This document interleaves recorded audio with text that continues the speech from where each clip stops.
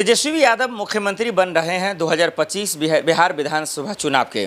उसके लिए एक फॉर्मूला, एक स्ट्रेटजी, एक प्लान, एक रणनीति तैयार हुई है जो इंडिया गठबंधन ने तैयार कर ली है। और अगर ये फॉर्मूला कामयाब होता है, अगर ये रणनीति कामयाब हो जाता है, तो फिर नीतीश कुमार, अमित शाह जी, मोदी जी के लिए एक मुंह पर तमाचा हो जाएगा, एनडीए सरकार के मुंह पर तमाचा हो जाएगा कि आपने पूरा दमखम लगाया। डबल इंजन की सरकार थी, आपने एक से बढ़कर एक घोषणा की। चुनाव के वक्त आपने जो है 400 को 1100 में तब्दील कर दिया, बिजली फ्री कर दिया 125 यूनिट। इसके बावजूद अगर आप नहीं जीत रहे हैं सर्वे में भी, तो ये कहीं ना कहीं जो है दुखद भरा है। यानी कि आपकी रणनीति फेल है, आपका स्ट्रेटजी फेल है, आपका तमाम चीज़ें फेल है, आपका हाईकमान फेल है।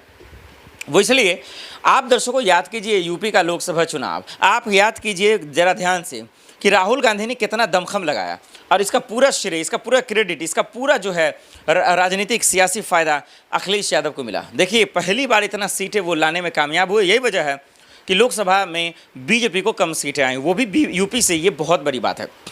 और उस वक्त मैं यूपी में ही कवर कर रहा था, रायबरेली, अमेठी, लखनऊ, पूरा तमाम मुरादाबाद, जितने भी लगभग ज़िले हमने कवर करने की कोशिश की, और आसार बदलाव देख भी रहे थे। राहुल गांधी का जलवा, उनका लहर, राहुल और अखिलेश का जो जोड़ी है, वो इन दो युवाओं की जोड़ी, योगी बाबा, अखिलेश मोदी जी और अमित शाह जी पे फ़र्क पड़ा, इसमें कोई शक की बात नहीं है।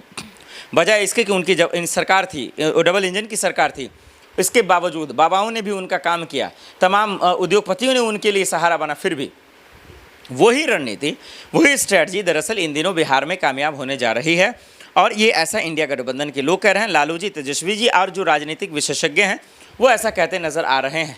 वो ये भी कह रहे हैं कि अगर असदुद्दीन ओवैसी और प्रशांत किशोर अगर इंडिया गठबंधन में आ जाए या उनको साथ में ले ले, तो फिर कोई माइका लाल इंडिया गठबंधन को जिता नहीं सकता और इंडिया गठबंधन को हरा नहीं सकता।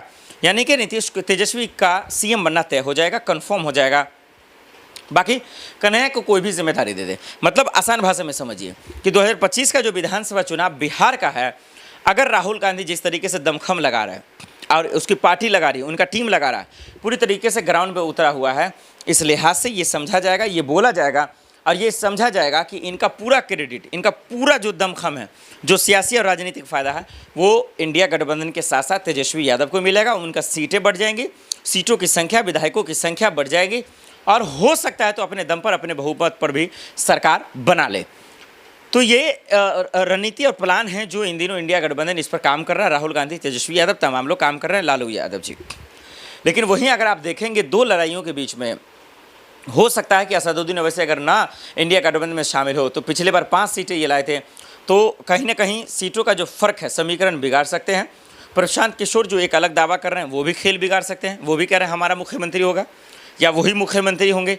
तो मुख्यमंत्रियों के जो चेहरा है अगर वो देखें आप, तो एक तरफ तेजस्वी यादव, चिराग पासवान, सम्राट, नीतीश कुमार, उनके बेटे खुद तेजस्वी यादव, प्रशांत किशोर, बहुत सारे चेहरे हैं। कौन बनेगा नहीं बनेगा, खैर ये तो बिहार की जनता तय करेगी।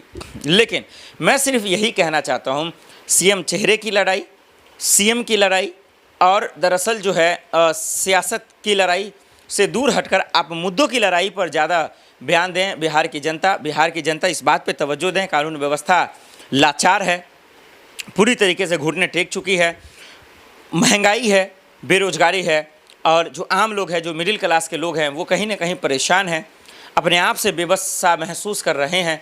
क्योंकि वो जो आज़ादी चाहिए था एक परिवार से, जो मिडिल क्लास को एक आज़ादी चाहिए, वो नहीं है उनके पास। गरीबी है, तंगी है, अब कोई अपने बच्चों को पढ़ा नहीं पा रहा है सही से, किसी की बच्ची है, लड़की है, तो शादी करने के लिए मजबूर है, महंगाई बहुत है। तो इस लिहाज से मुद्दों पे बात होना चाहिए, कुछ ऐसा साधन दे सरकार जिससे गरीब तबके के लोगों को आराम पहुँचे और बिहार का विकास हो सके। लेकिन इन सब के बीच में दर्शकों आपके क्या राय, हमें कमेंट कर ज़रूर बताइएगा।